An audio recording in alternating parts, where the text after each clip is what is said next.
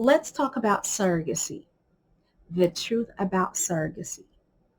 Hi there, my name is Mary. I would like to welcome you back to my YouTube channel, Motivate, where I hope that everything that I share from my own personal experience motivates you to do things differently today, tomorrow, or better yet, right now. In today's video, I am going to share 5 truths about surrogacy. And this is again from my own personal experience, so it does not mean that those that have been surrogates may say the same thing, but I can say this is a little bit, or not even a little bit, very much so across the board standard of any surrogate that I have interacted with.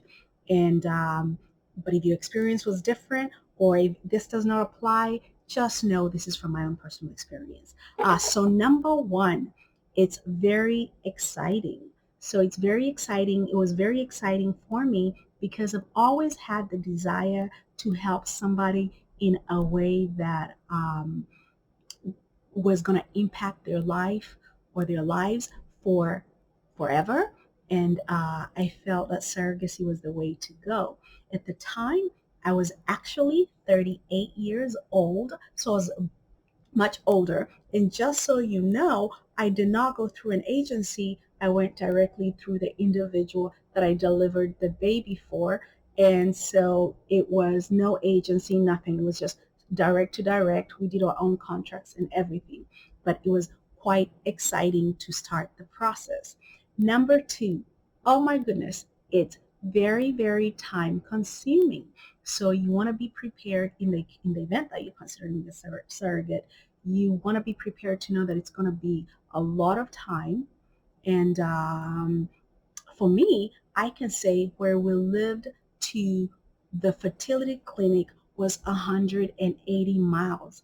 And through all the way from Santa Barbara County all the way to Orange County through LA traffic, sometimes it would take up to 5 hours one way to get to the fertility clinic, and then another 3 to 5 hours from back from Orange County to where we lived. And so sometimes we had to go 3 times a week.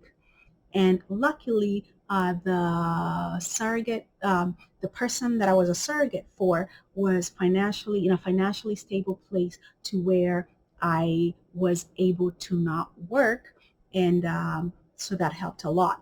And then between the fertility specialist, and then once you conceive, the regular OBGYN, and then if you're of a certain age, a specialist for advanced maternal age. If you're carrying beyond the age of, I think, 35, you are considered of advanced maternal age. So sometimes I would have, in a month, I may have had 6 appointments for an ultrasound, for the specialist, for the OBGYN, for the advanced maternal specialist, for blood work.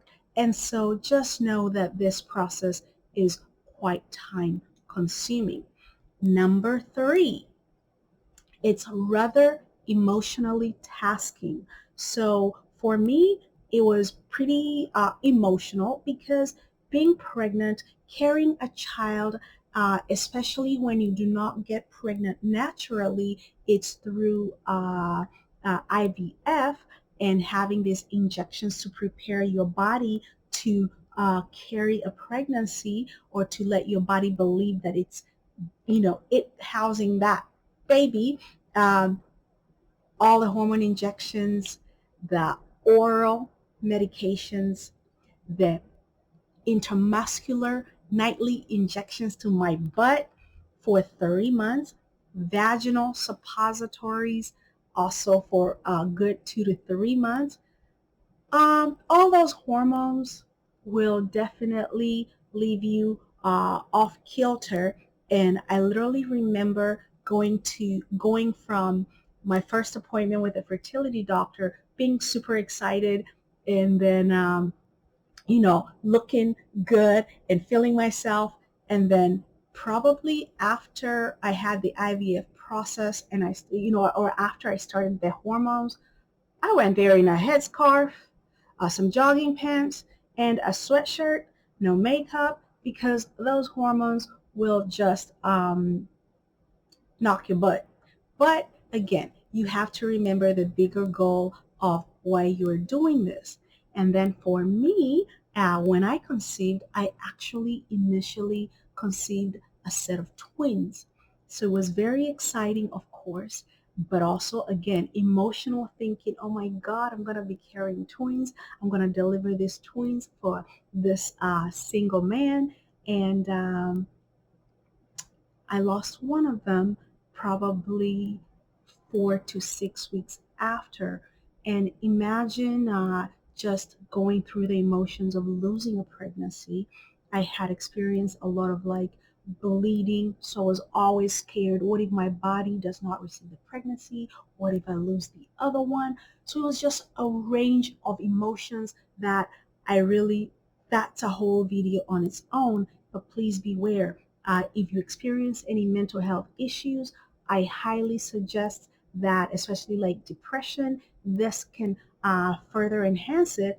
And one thing is, if you go through a surrogate agency, usually with a history of depression or mental health, usually that rules you out, because there are documented cases of where a surrogate have delivered a baby, and then or has delivered a baby, and a few weeks or months later they took their own life because the postpartum depression was so great.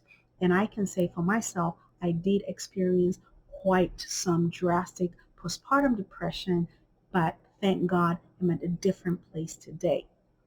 So, number 4, it is scary. It's very scary because once you are carrying this pregnancy, you don't know if during the delivery process or during the whole pregnancy process you'll get sick, or you will, have to go through a miscarriage, or have to have a DNC, or just all the things that are, interconnected with your health um, can be very scary, especially when you are carrying a baby for somebody else. It is not something to take lightly. And I know for me, it is. I was always very scared. Not always. I was rather scared when I was on the road driving. Oh, what if I get in a wreck and this baby, something happens? So I was very hypersensitive and hyper aware that I am carrying a baby for somebody else. And even with my own baby, well, she's an adult now, you don't want anything to happen. So you're constantly watching all your activities in order to make sure this process that has cost the surrogate parent hundreds of thousands of dollars or thousands and thousands of dollars, um, you have to take care of it. But then sometimes things happen that are beyond your control. And then number 5, it is financially rewarding, and you want that to be the very last thing in your mind. Do not go into it because of the money, even though maybe if you're a younger age, and or maybe it's something you've done before and you've had children, and genuinely being pregnant is easy for you. It is something that maybe you go for it because it's financially rewarding. But to be honest, if I had to do it all over again, I do not believe that this is something that I would do again, because after the fact, I've had a lot of thoughts of, oh my God, this baby will grow up to be, maybe they'll, want to know who their mom is, and they'll seek out for me. What are the emotional issues that they're going to have? What are the outcomes are going to be? Because you really don't know what will happen in the future, especially when you're not in that child's life. And then jumping back to number 3, because I had also been a caregiver for a whole year for this baby girl that I love so much, it was so emotionally, or so emotional when they had to move away. And I miss her terribly. My breasts were still engorged to where I had been breastfeeding her and pumping milk. So, you know, you just want to make sure that you're ready for facing all those things. But like I kind of deviated for number five, like I said, it's financially rewarding. For 2 years, I was able to not work, and I don't know who does not like having a break from the hustle and bustle of the real world. And I really enjoyed the process of staying at home, waking up whenever I wanted to. But then again, once you get the hormones on board, sometimes I would literally sleep for 20 hours. So it was a blessing that I did not have to go to work because sleep was sometimes I literally just that's all I did: sleep, eat. Sometimes I didn't even get to shower because I was so tired and so drained. But then the day finally came and I was able to deliver a beautiful, healthy baby girl. I love her so much and I miss her so much. So if you have any questions or any comments or thoughts, I would absolutely love to hear them in the comments below. And then this is where I would say, if you've enjoyed this video, I would please like for you to consider subscribing and wait for more videos, and I will share more to come. Thank you so much for joining me today.